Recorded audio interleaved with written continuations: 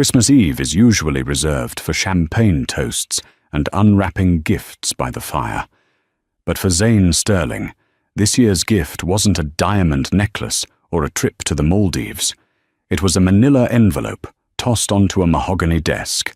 Her husband, Marcus, the CEO of Sterling Robotics, looked her in the eye and told her he was done. He thought he was discarding a boring housewife to run off with his young VP of marketing. But Marcus made a fatal calculation error.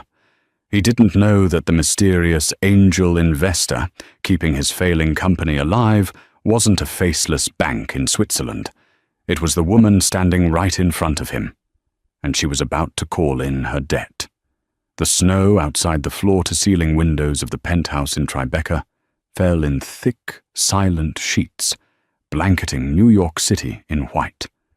Inside, the atmosphere was anything but peaceful. The air smelled of expensive pine needles and the lingering metallic scent of betrayal. Zane Sterling stood by the 12-foot Nordmann fir, her hand resting lightly on a glass ornament. At 32, she possessed a quiet, understated elegance that often allowed her to blend into the background of her husband's flashy life. She was wearing a vintage silk dress, waiting for Marcus to pour the wine. "Zane, we need to talk," Marcus said. His voice didn't have the warmth of the holidays. It had the sterile, clipped cadence he used in boardrooms when he was about to fire a junior executive. Marcus Sterling was handsome in the way politicians are, polished, sharp-jawed, and entirely superficial. He placed a glass of Pinot Noir on the marble coffee table, but he didn't sit down. Instead, he reached into his briefcase and pulled out a thick yellow envelope. He dropped it on the table next to the wine. The sound it made, a heavy, dull thud, echoed in the large room. "What is this?" Zane asked, though a cold knot was already tightening in her stomach. "Divorce papers," Marcus said, checking his Rolex Submariner as if he had a train to catch. "I've had my lawyer, Arthur Kane, draw them up. They're generous, Zane. More than the prenup required. You get the condo in Connecticut and a lump sum. I'm keeping the penthouse, the Hamptons estate, and obviously my shares in Sterling Robotics." Zane didn't scream. She didn't cry. She simply walked over to the table and looked down at the documents. "On Christmas Eve, Marcus? Really?" "There's never a good time, is there?" He sighed, running a hand through his perfectly gelled hair. "Look, let's be adults. We've grown apart. You're happy being a domestic partner. You like your books, your gardening, your quiet life. I need someone who matches my pace, someone who understands the pressure of running a billion-dollar tech unicorn." Zane looked up, her eyes dark and unreadable. "You mean someone like Jessica Vane?" Marcus froze. His composure cracked for a split second. "How do you— I'm your wife, Marcus, not your employee. I notice things." Jessica Vane was the 26-year-old VP of marketing at Sterling Robotics. She was loud, ambitious, and had been seen clinging to Marcus's arm at the TechCrunch Disrupt Gala 3 months ago. "It's not just about Jessica," Marcus said defensively, regaining his footing. "It's about the company. Sterling Robotics is at a critical juncture. We're launching the SR90 prototype next month. I need total focus. I can't be dragged down by a marriage that's become stagnant." "Stagnant," Zane repeated the word, tasting the bitterness of it. "I supported you when you started this company in a garage in Queens. I paid the rent for 3 years while you ideated. I edited your pitch decks." "And I'm grateful," Marcus said dismissively. "That's why the settlement is generous. But let's face it, Zane. You don't understand my world anymore.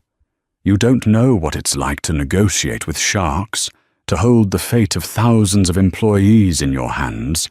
You're soft." He walked to the coat rack and grabbed his cashmere overcoat. "I'm staying at the Four Seasons tonight. I expect you to be gone by the time I come back on the 26th. Sign the papers, Zane. Don't make this ugly. You don't have the resources to fight me. He opened the heavy oak door. The cold wind from the hallway rushed in. Merry Christmas, Zane. The door clicked shut. Zane stood in the silence of the massive apartment. For a long minute, she didn't move. Then, slowly, she walked to the window and watched Marcus's black Mercedes Maybach pull away from the curb, undoubtedly heading to pick up Jessica. She turned back to the coffee table. She picked up the divorce papers, glanced at the terms, and then reached for her phone. She didn't call a divorce lawyer. She didn't call her mother. She opened a secure, encrypted app called Signal. She scrolled to a contact listed only as the board. She typed a single message: "Execute phase 0. The asset is compromised." She hit send. Zane took a sip of the wine Marcus had poured. He was right about one thing. She didn't know what it was like to negotiate with sharks, because sharks didn't negotiate with the Leviathan. They got eaten. Marcus thought Zane was a housewife, living off his allowance. He had no idea that Zane Sterling was the legal name of the woman known in the venture capital underground as E.V. Blackwood. She was the silent founder of Blackwood Consortium, a shadow equity firm that owned controlling interests in biotech, green energy, and, most importantly, held the $40 million debt note that kept Sterling Robotics from bankruptcy. Marcus had just served divorce papers to the woman who owned his mortgage, his company, and his future. The day after Christmas, the lobby of the Sterling Robotics headquarters in downtown Manhattan was buzzing. But it wasn't the festive buzz of holiday cheer, it was the frantic energy of a crisis. Marcus Sterling strode through the glass revolving doors, his phone pressed to his ear. He looked impeccable in a navy Tom Ford suit, but his eyes were darting nervously. "What do you mean, frozen?" he hissed into the phone. "Talk to the CFO. It's a bank error." He hung up as Jessica Vane approached him. She was wearing a striking red dress that was perhaps a bit too bold for 9:02 a.m. on a Tuesday, but Jessica thrived on attention. "Marcus, baby," she said, linking her arm through his. "Did you do it? Is she gone?" "She's handling it," Marcus said, pulling his arm away slightly. He didn't want a public display just yet. "But listen, we have a problem. The liquidity transfer for the SR-90 launch didn't clear this morning. The vendor in Shenzhen is threatening to halt production." Jessica rolled her eyes. "It's probably just the holidays. Banks are slow. Come on. I ordered that espresso machine you like for your office. Let's celebrate. You're a free man." They walked into the elevator. Marcus tried to relax. Jessica was right. He was the CEO of the hottest robotics company in New York. He had just shed the dead weight of his marriage. 2026 was going to be his year. As the elevator doors opened on the 40th floor, his assistant, a nervous young man named David, was waiting. David looked pale. "Mr. Sterling," David stammered, "you have guests in the boardroom." "Guests? I didn't authorize any meetings. I'm clearing my schedule for the launch prep." They said they represent the senior creditor, sir. The Blackwood Consortium." Marcus stopped dead. The Blackwood Consortium. They were the mysterious entity that had saved Sterling Robotics 2 years ago, with a massive infusion of cash when the Series A funding dried up. Marcus had never met the head of Blackwood. All dealings went through a law firm in Zurich. He only knew them as a signature on a check and a frighteningly strict set of covenants in the loan agreement. "Blackwood?" Marcus straightened his tie. "Why are they here?" "They said there's been a breach of contract regarding the morality and stability clause," David whispered. Marcus felt a bead of sweat trickle down his back. "Get the legal team. Now." He turned to Jessica. "Go to your office. Stay there." "But I want to meet them," Jessica pouted. If I'm going to be the new face of this company alongside you, I should— Jessica, go! Marcus snapped. He walked toward the double-glass doors of the boardroom. He composed himself. He was Marcus Sterling. He could charm anyone. He pushed the doors open. 3 men in grey suits sat on one side of the long table.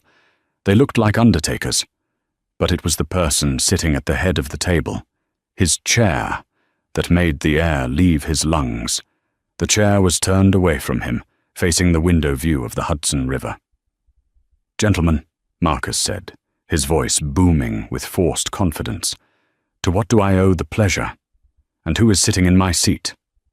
One of the grey suits, a man with wire-rimmed glasses, spoke up. "Mr. Sterling, I am Arthur Penhaligon, lead counsel for Blackwood Consortium. We are here because of a significant change in the leadership dynamic of Sterling Robotics." "There is no change," Marcus said, stepping forward. "I am still CEO." "The Blackwood Agreement clearly states," Penhaligon read from a file, "that any significant alteration to the CEO's personal assets or marital status that could endanger the stability of the company requires immediate disclosure and review by the primary investor." "My divorce is private," Marcus spat. "It has nothing to do with the company."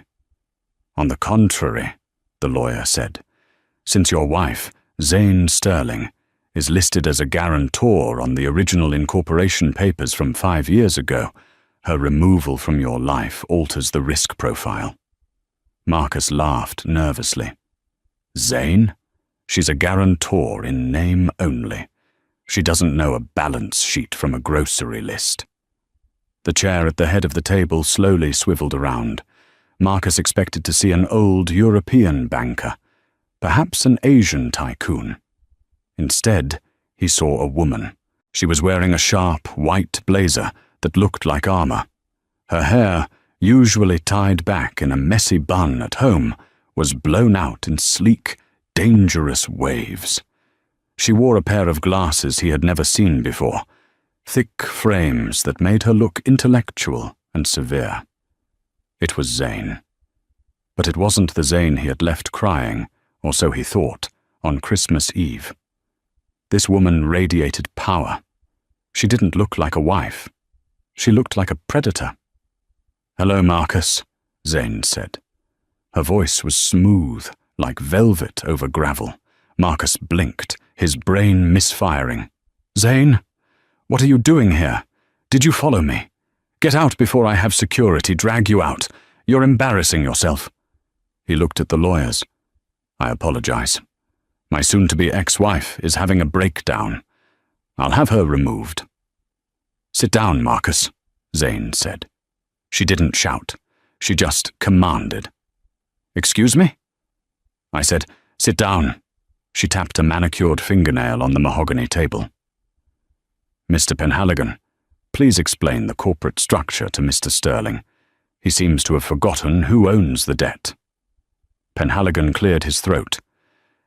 "Mr. Sterling, the Blackwood Consortium is a holding company. It is 100% owned by a blind trust." "So?" Marcus demanded.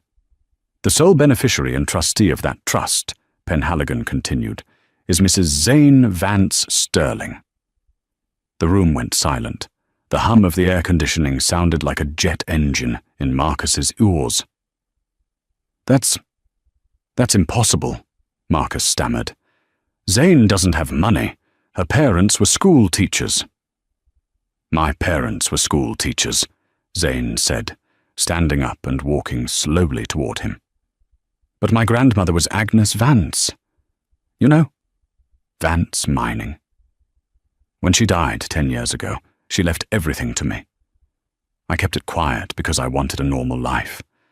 I wanted to see if a man would love me for me, not for the Vance fortune." She stopped inches from him. She smelled of the expensive perfume he thought she only wore on anniversaries. "I used my inheritance to fund Blackwood," she continued. "I funded you, Marcus. When no bank would touch your robotics idea, I approved the loan. I sat at this very table, hidden behind layers of lawyers, and signed the check that built this building. Marcus's face drained of color. He looked like a ghost. You own the debt? I own $40 million of it, Zane corrected, and it's callable on demand if the CEO demonstrates gross negligence or moral turpitude. Filing for divorce to marry your subordinate while the company is in a liquidity crunch? I'd say that qualifies. The door to the boardroom burst open. Jessica Vane ran in, breathless. Marcus, security is downstairs. They're saying my pass doesn't work. They won't let me. Jessica stopped. She saw the lawyers. She saw Zane. What is she doing here? Jessica sneered, looking at Zane. Did she come to beg for alimony? Zane turned to Jessica. The look she gave the younger woman wasn't one of jealousy. It was a look of pity. Jessica Vane, Zane said. VP of Marketing. Salary, $180,000. Performance review, mediocre. Spending on corporate card, excessive. Who do you think you are? Jessica shrieked. Zane turned back to the lawyers. Mr. Penhaligon, as the majority creditor, I am invoking Clause 14. I am assuming temporary executive control of Sterling Robotics to protect my investment.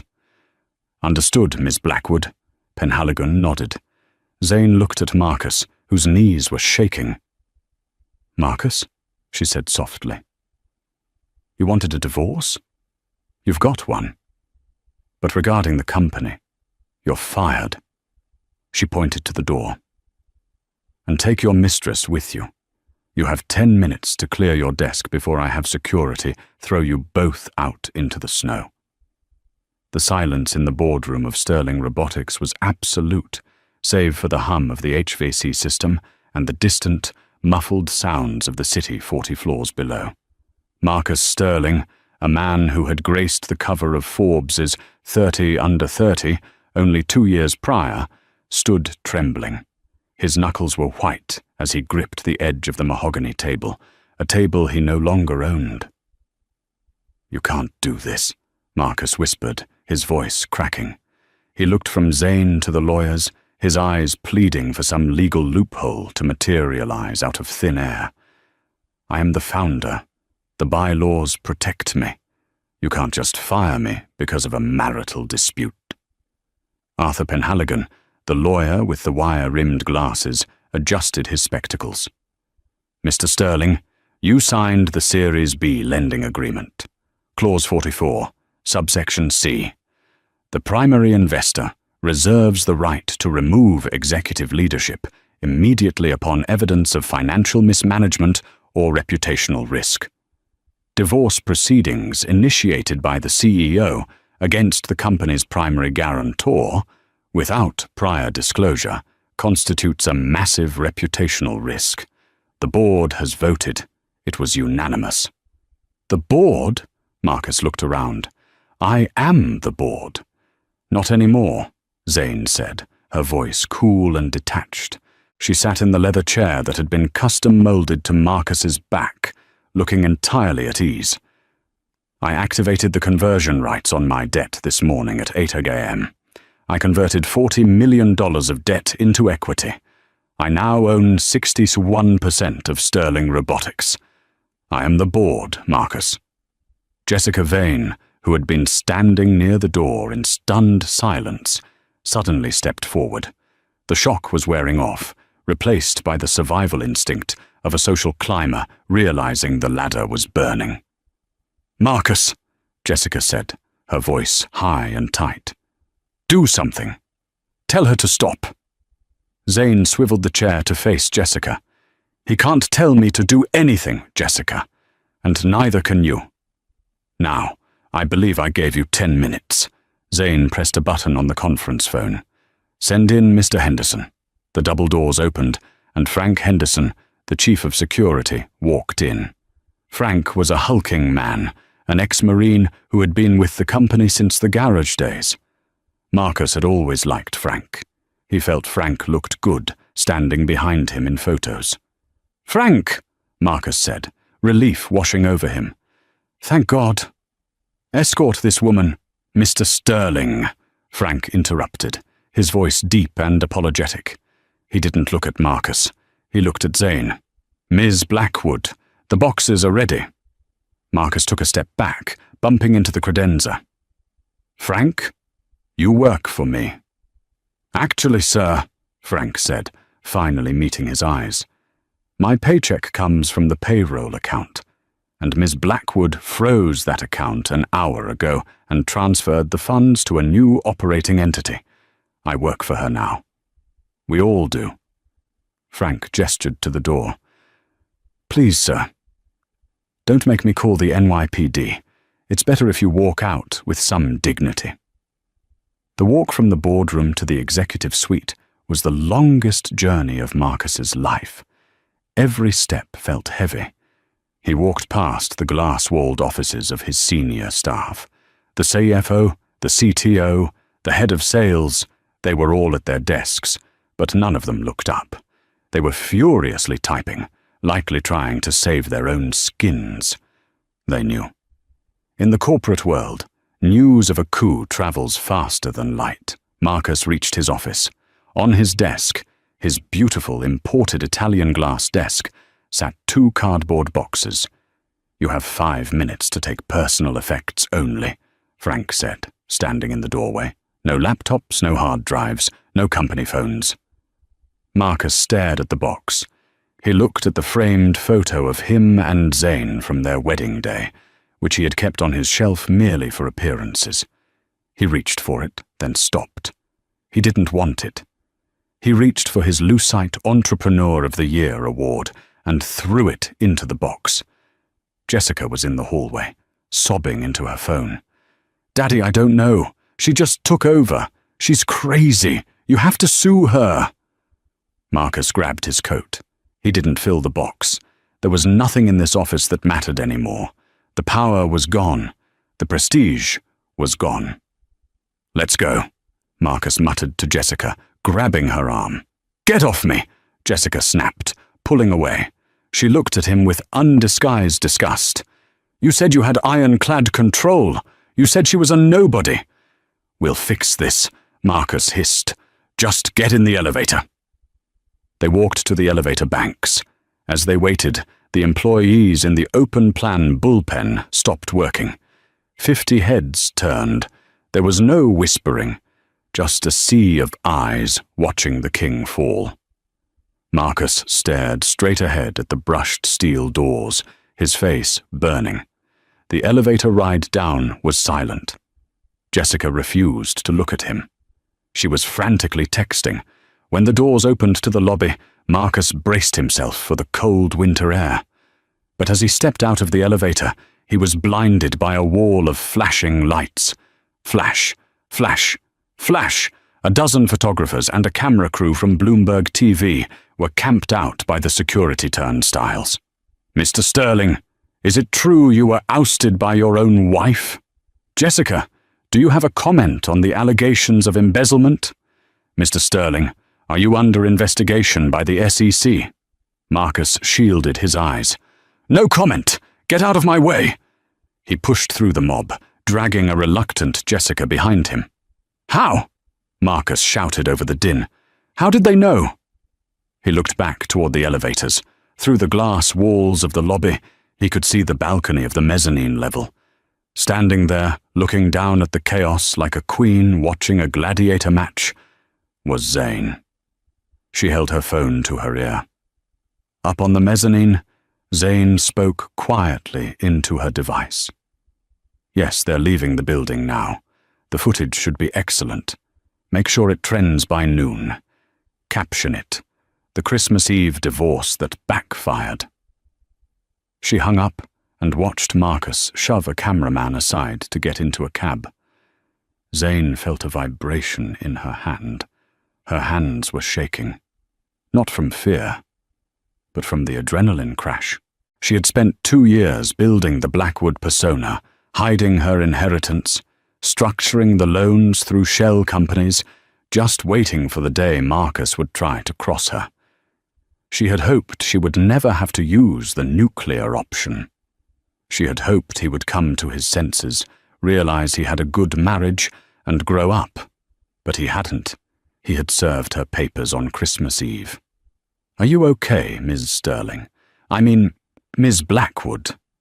Zane turned. It was David, Marcus's young assistant. He looked terrified. "I'm fine, David," Zane said, smoothing her blazer. "And call me Zane. Gather the department heads in the boardroom in 20 minutes. We have a company to save." "Yes, Zane." David hesitated. Is the company going under?" "Not today," Zane said, looking back at the empty spot where Marcus's car had been. "Today we're just taking out the trash." The Four Seasons Hotel in Midtown Manhattan was luxury personified, but to Marcus Sterling, the suite felt like a prison cell. It was 3 days after the Blackwood coup, as the Wall Street Journal had dubbed it. Marcus sat on the edge of the bed, wearing a bathrobe that had seen better days. The room was littered with room service trays, half-eaten burgers, empty coffee pots, and a bottle of whiskey. On the massive flat-screen TV, a financial news pundit was dissecting his career. "It's a classic case of hubris, Jim," the analyst was saying. Sterling Robotics was burning cash at an alarming rate, but Marcus Sterling was busy buying Hampton's estates and allegedly financing a lavish lifestyle for his mistress. Zane Sterling, or Evie Blackwood as the street now knows her, didn't just pull a power move, she performed a mercy killing on his career. Marcus threw the remote at the TV. It cracked the screen, but didn't shut it off. "Damn it!" he screamed. The bathroom door opened. Jessica walked out. She was dressed, her makeup perfect, pulling a Louis Vuitton suitcase. "Where are you going?" Marcus asked, eyeing the suitcase. "I'm going to stay with my parents in Greenwich," Jessica said. She didn't look at him. She was checking her reflection in the mirror. "Greenwich? We have a strategy meeting with the crisis PR firm in an hour." Jessica scoffed. "We?" "There is no we, Marcus.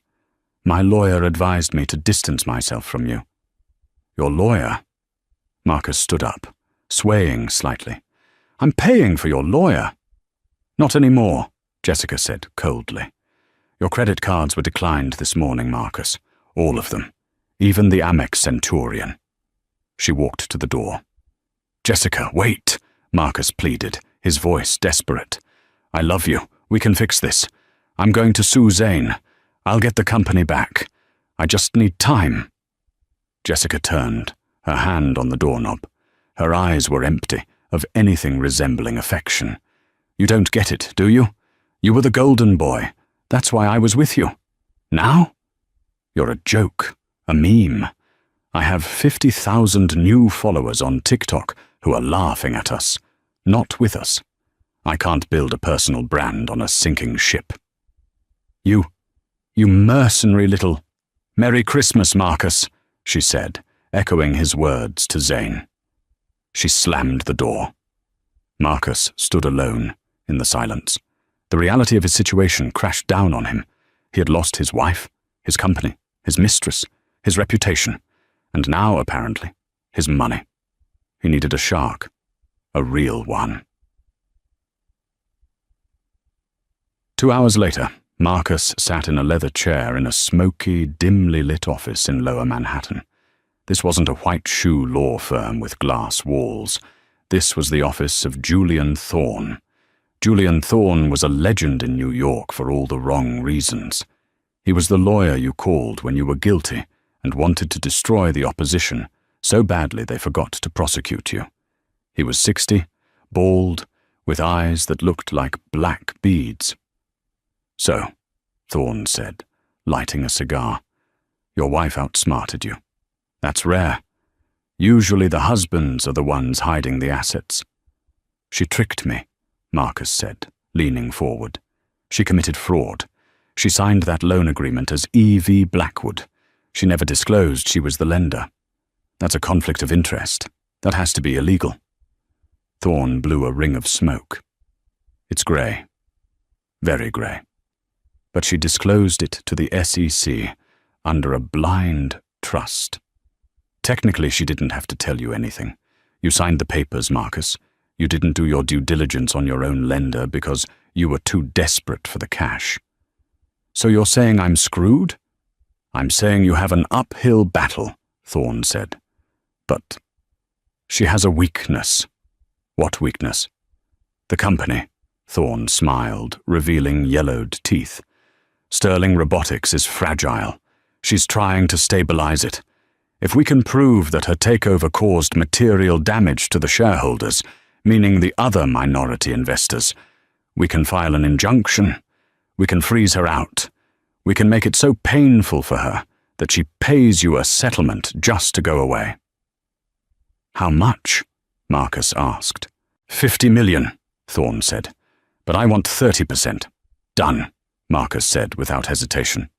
One problem, Thorne said, opening a file folder. I did a little digging before you arrived. There's a rumor. What rumor? That the SR-90 prototype doesn't work. Thorne stared at Marcus. Marcus shifted in his seat. It works. It just has glitches. Glitches like it falls over, or glitches like it explodes. It's a software issue, Marcus said defensively. We just need more time. Marcus, Thorne lowered his voice. Did you lie to the investors about the functionality of the SR-90 to secure that last round of funding? The funding your wife provided? Marcus looked away. I exaggerated the readiness levels. Everyone does it in tech. Thorne chuckled darkly. If she finds out the prototype is a dud, she won't just fire you. She'll have you arrested for securities fraud. You didn't just cheat on your wife, son. You defrauded your biggest investor, who happens to be your wife. Meanwhile, at Sterling Robotics, Zane was discovering exactly that. She was sitting in Marcus's office, now sanitized and reorganized. The desk was covered in schematics. Opposite her sat Dr. Aris Thorne, no relation to Julian, the lead engineer. Aris was a brilliant woman who had been marginalized by Marcus because she refused to flirt with him. "Show me," Zane said. Aris typed a command into a laptop. On the large monitor on the wall, a video feed from the testing lab appeared. The SR-90, a humanoid robot designed for warehouse logistics, stood in the center of the room. "Execute lift protocol," Aris said into her headset. The robot moved forward. Its movements were jerky. It reached for a 50 lb crate. It lifted it. Then, its left knee joint buckled. The robot collapsed, the crate smashing on top of it. Sparks flew. Zane closed her eyes and pinched the bridge of her nose. How long has it been doing this? 6 months, Aris said quietly. We told Marcus. We told him the hydraulic actuators weren't strong enough. We needed to source better parts from Germany. But Marcus said they were too expensive. He made us source cheap knockoffs from a supplier in Vietnam to cut costs and boost the quarterly margins. Let me guess, Zane said, a sinking feeling in her gut. The supplier in Vietnam is owned by a shell company? Aris nodded. We think so. The invoices were irregular. Zane slammed her hand on the desk. He was skimming. He was buying junk parts, showing high margins to the board, and pocketing the difference. She stood up and walked to the window. The snow was falling again. She had thought this was just about a broken heart. She thought she was teaching a cheating husband a lesson. But now she realized she had bought a lemon. She had invested her grandmother's fortune into a fraud. If this got out, Sterling Robotics would be worth zero. Her $40 million would be gone. The 200 employees in the building would be jobless. Can we fix it? Zane asked, turning back to Aris. With the German parts? Yes. But it will take 3 months and another $5 million. We don't have that kind of cash. The accounts are drained. Zane looked at the city lights. She was at a crossroads. Option A. Turn Marcus in. Go to the FBI. He goes to jail for years. But the scandal kills the company, and she loses everything. Option B, cover it up. Fix the robot. Find the money somewhere. Save the company, save the employees. But let Marcus walk free for now, because she can't risk a trial exposing the fraud. Her phone buzzed. It was a text from an unknown number. Meet me at the Oak Room. 8 p.m. We have a proposition regarding your husband's equity. Julian Thorne, Escort. Zane stared at the screen. Marcus had lawyered up. She looked at Aris. Get the German parts. Order them. But the money? Aris asked. Zane picked up her coat. Her eyes were cold, harder than they had been on Christmas Eve. I'm going to get the money, Zane said. I'm going to sell the one thing Marcus loves more than himself. What's that? His legacy. Zane walked out of the office. She wasn't going to the FBI, not yet. She was going to dinner with the devil, and she planned to make him pick up the check. The Oak Room was the kind of establishment where deals were made over Wagyu beef and 20-year-old scotch. It was dark, wood-panelled, and smelled of old money. Zane walked in at exactly 8 p.m. She wore a black dress that was simple, but cut like a weapon. She carried a single, thin leather folder. In the back booth, Julian Thorne sat like a gargoyle, nursing a whiskey. Marcus sat next to him, looking jittery. He had shaved, but his eyes were bloodshot. He looked like a man holding onto a cliff edge by his fingernails. Zane, Marcus said, half rising. Sit, Zane said, sliding into the booth opposite them. She didn't order a drink. She placed the folder on the table. Mrs. Sterling, Julian Thorne purred, his voice like oil. Or should I call you Ms. Blackwood? I must say, impressive corporate maneuvering, but illegal.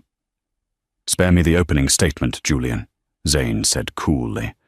I'm here because you threatened an injunction. We didn't threaten, Thorne smiled. We promised. Unless you agree to a settlement, Marcus wants his 39% equity back, plus a $10 million severance package. In exchange, we won't file a lawsuit alleging that your hostile takeover damaged the company's valuation. Zane laughed. It was a dry, humorless sound. Damaged the valuation? Marcus did that all by himself. Allegedly, Thorne said. But a court case takes years. Sterling Robotics needs cash now for the SR-90 launch. You can't afford a legal battle. You'll go bankrupt before the first court date. Pay him, and we go away. Marcus gained a little confidence. It's a good deal, Zane. You get the company, I get my payout. We both move on. Zane looked at her husband. You really think you're in a position to negotiate?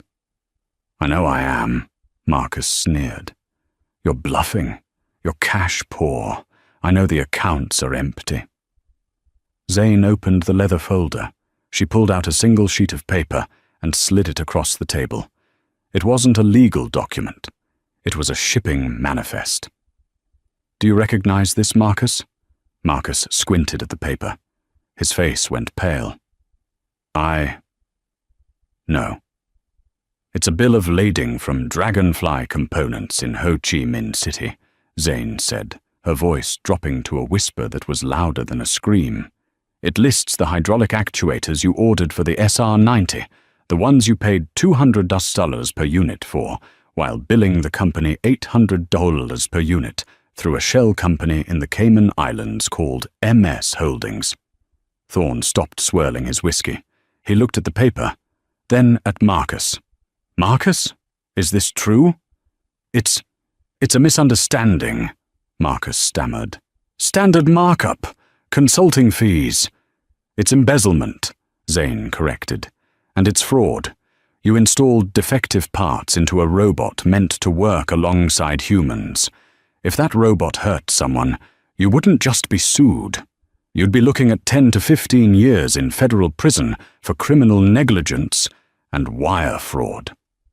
Zane turned to Thorne. Julian, I assume you don't want to represent a client who paid your retainer with stolen corporate funds? The DOJ frowns on that. They might freeze your accounts too, just to be thorough. Thorne's face hardened. He was a shark, and he smelled blood. His own clients. He slowly moved his hand away from Marcus's arm. You didn't tell me about the shell company, Marcus, Thorne said, his voice deadly quiet. I can explain, Marcus cried. Here is the counteroffer, Zane said, sliding a second document across the table. Marcus signs over his remaining equity, all of it, to the Blackwood Trust. He resigns from the board permanently. He forfeits his severance. And what do I get? Marcus asked, his voice trembling. You get to stay out of jail, Zane said. I won't report the fraud to the SEC. I'll classify the Vietnam deal as a barred vendor choice and absorb the loss. You walk away with nothing, but you walk away free. Marcus looked at the document. He looked at Thorne for help. Thorne finished his drink and stood up. I think you should sign, Marcus, and don't bother walking me out. I'm done here. Thorne left. Marcus was alone with his wife. You ruined me, Marcus whispered. No, Marcus, Zane said, capping her pen. You ruined us. I'm just balancing the books. She pushed the pen toward him. With a shaking hand, Marcus Sterling signed away the last of his empire. The victory at the Oak Room tasted like ash. Zane had 100% of the company, and she had silence, but she didn't have the $5 million needed to replace the defective actuators with the German ones. It was January 15th. The Global Tech Expo was in 3 weeks. If they didn't launch the SR-90 there, the company would miss the market cycle and die a slow death. Zane stood in the center of the warehouse floor. The engineering team, led by Dr. Aris Thorne, looked exhausted. They had stripped the robots down to their skeletons. We have the design, Aris said, wiping grease from her forehead. We have the team. We just don't have the parts. The German supplier, Kraus and Müller, won't ship without a 50% deposit. We need $2.5 million by Friday. Zane nodded. You'll have it. How? Aris asked. The banks won't touch us while the divorce is in the news. I'm having a garage sale, Zane said. The next day, the driveway of the Hamptons estate, the one Marcus had fought so hard to keep in the prenup discussions, was filled with luxury cars. But they weren't guests. They were buyers. Zane had contacted a private auctioneer.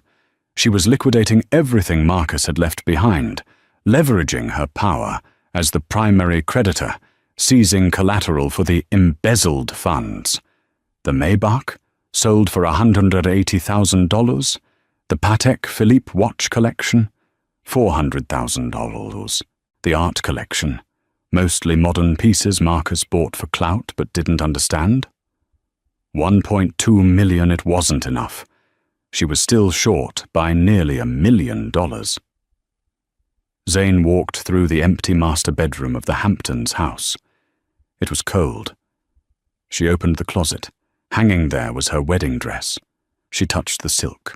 Her phone rang. It was a private number. Hello? I heard you're selling the furniture. Marcus's voice came through. He sounded drunk.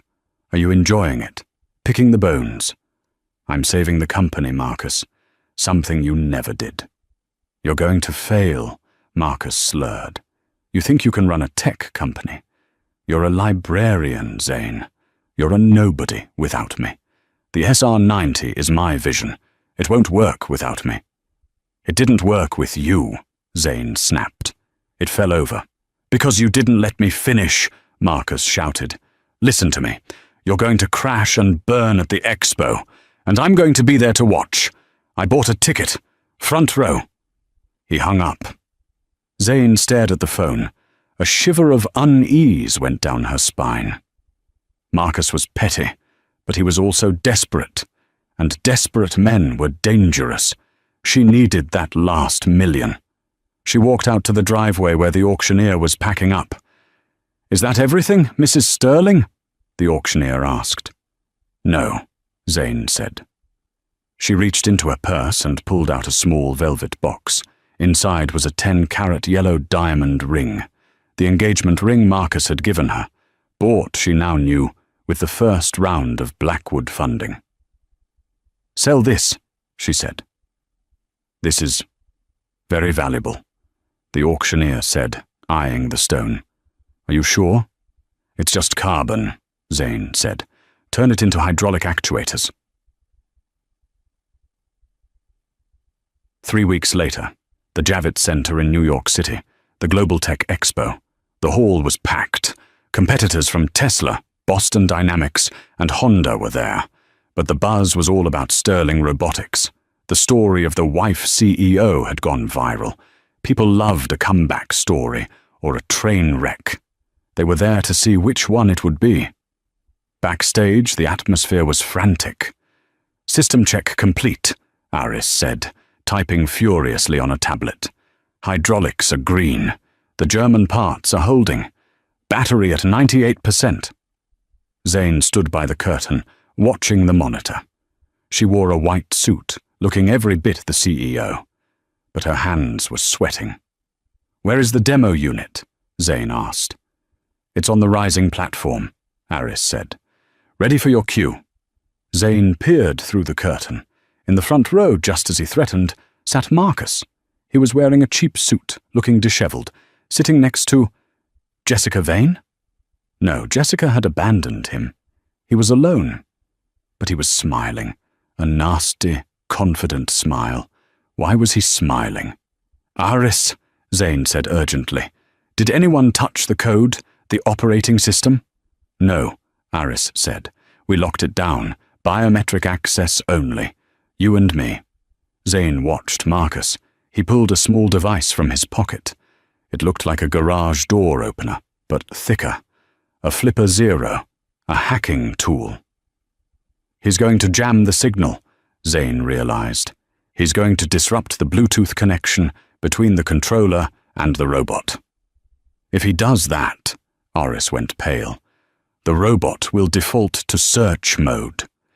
It might wander off the stage. It will look like a glitch. A disaster. Can we hardwire it?" "Not in 2 minutes. You're on in 60 seconds. Zane looked at the stage, then at Marcus. She couldn't stop him physically without causing a scene. She had to outsmart him. "Aris," Zane said, her voice steady. "Change the protocol. Switch the robot to autonomous voice command. Cut the remote controller entirely." "That's risky," Aris warned. "It's beta. If it misinterprets a command, do it.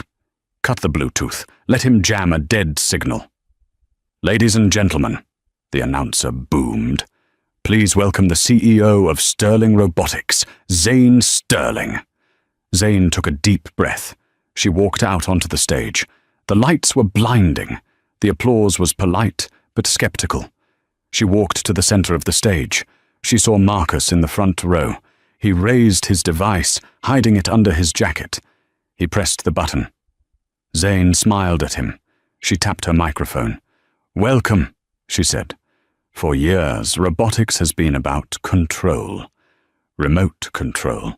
But true evolution is about independence." She turned to the rising platform. The SR-90 rose up. It was sleek, silver, and redesigned. Marcus was frantically pressing the button in his pocket. Nothing was happening. The robot stood perfectly still. "SR-90, Zane said clearly. "Wake up." The robot's eyes glowed blue. It didn't wait for a signal from a tablet. It turned its head, scanned the crowd, and locked eyes with Zane. "Hello, Zane," the robot's synthesized voice said. The crowd gasped. "SR-90, Zane commanded. "Identify the threat in the front row." The robot turned. It pointed a metal finger directly at Marcus. Marcus froze. The spotlight swung to him. "Subject identified," the robot said. "Heart rate elevated. Galvanic skin response indicates deception." Laughter rippled through the crowd. They thought it was a skit, a prepared bit. Zane walked to the edge of the stage, looking down at Marcus. "We have purged the old bugs," Zane said into the mic, staring right at him. "We have removed the faulty components, and now we are ready to build the future."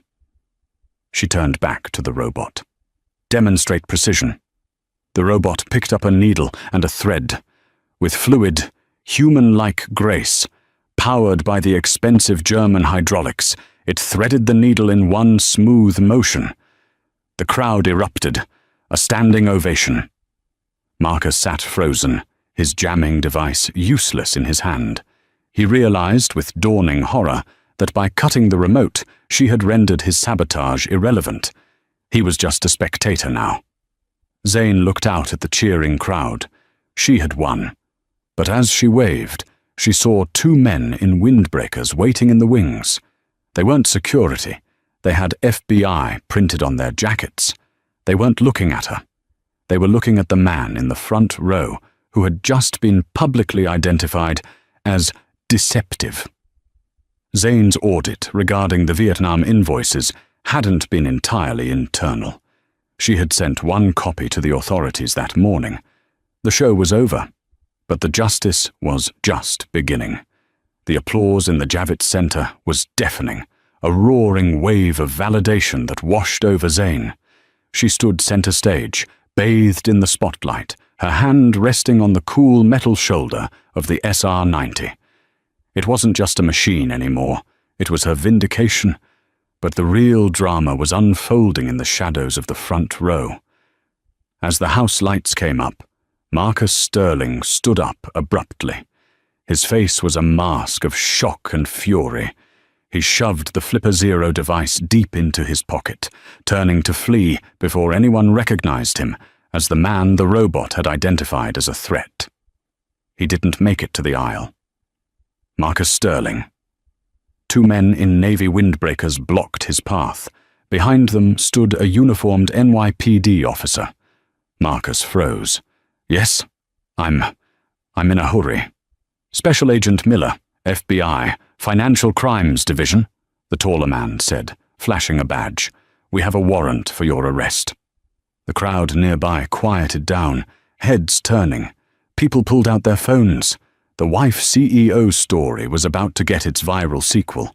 "Arrest?" Marcus laughed nervously, his eyes darting around. "This is a mistake. I'm the founder of this company."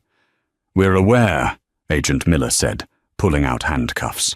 "We're arresting you for wire fraud, embezzlement, and conspiracy to commit money laundering regarding the MS Holdings accounts in the Caymans. We also have a statement from your former attorney, Julian Thorne, regarding the falsification of investor documents."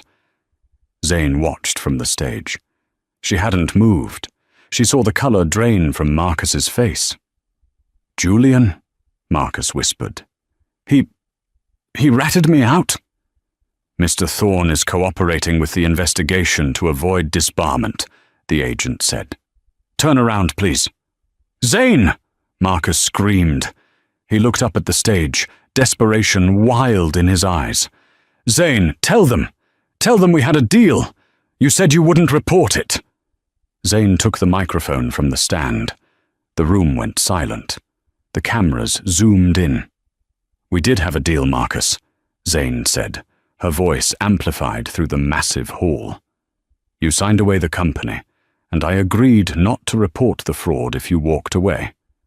If you let me save the company you tried to destroy." She walked to the edge of the stage, looking down at him like a judge from on high. "But you didn't walk away," she continued. "You came here today with a jamming device. You tried to sabotage the launch. You tried to destroy the livelihoods of 200 employees just to soothe your ego. You broke the terms of our truce." She signaled to the agents. "He's all yours." Marcus struggled as the cuffs clicked shut. "You planned this. You planned all of it." "I didn't plan for you to be a criminal, Marcus," Zane said softly, though everyone heard her. "I just planned for you to be yourself. As they dragged him out, flashing cameras captured the image that would splash across every tabloid the next morning. The former golden boy of tech, humiliated and handcuffed, while his ex-wife stood above him, the queen of the industry he thought he ruled.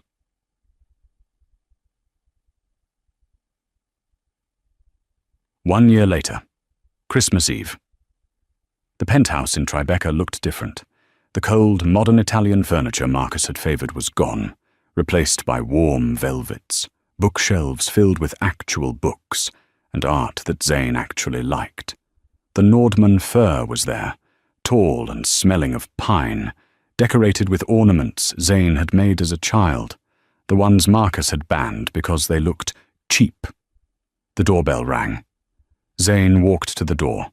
She wore a comfortable cashmere sweater, not a silk dress meant for display. She opened it to reveal Dr. Aris Thorne. "Merry Christmas, boss," Oris said, holding a bottle of champagne. "Merry Christmas, Aris, and stop calling me boss. You're the CTO. You basically run the place." Aris laughed, stepping inside. "Old habits. Besides, Forbes just named you Businesswoman of the Year. You are the boss." They walked into the living room. The TV was on in the background with the volume low. A news segment was playing. Former tech mogul Marcus Sterling was sentenced today to 8 years in federal prison, the reporter said. Sterling, who pleaded guilty to defrauding investors, issued no statement. His former mistress and co-conspirator, Jessica Vane, received probation for her testimony. Zane picked up the remote and turned the TV off. "Do you miss him?" Aris asked, pouring the champagne. Zane looked at the blank screen. She thought about the man who had handed her divorce papers exactly 1 year ago in this very room. She thought about the cruelty, the dismissal, the way he had made her feel small for a decade. Then she thought about the last year. The late nights in the lab, the thrill of the expo, the loyalty of her team, the feeling of waking up every morning knowing she was the master of her own fate. "I miss who I thought he was," Zane said, taking the glass. "But I like who I am now a lot better." She walked to the window. The snow was falling again, just like that night. But this time, the city didn't look cold.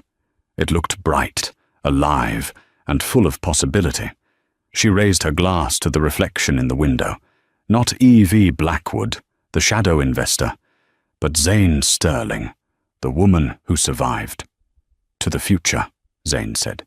"To the future," Aris echoed. Outside, the snow continued to fall, burying the past, leaving a clean, white slate for whatever came next. And that, ladies and gentlemen, is the story of the Christmas buyout. Talk about karma, right? Marcus thought he was discarding a boring housewife, but he ended up handing the keys to his kingdom to the one person who actually knew how to rule it. It's a powerful reminder that you should never underestimate the quiet ones in the room, and you should definitely check who owns your debt before you file for divorce. I want to know what you think. Do you think Zane was too harsh by calling the FBI at the end? Or did Marcus get exactly what he deserved for trying to sabotage the robot? Let me know in the comments below. I read every single one. If you enjoyed this roller coaster of corporate revenge, please hit that like button. It really helps the channel grow. And if you haven't already, smash that subscribe button and ring the notification bell so you never miss a story. We drop new dramas every week. Thanks for listening, and have a Merry Christmas. Just make sure you check your paperwork before you open your gifts. See you in the next video.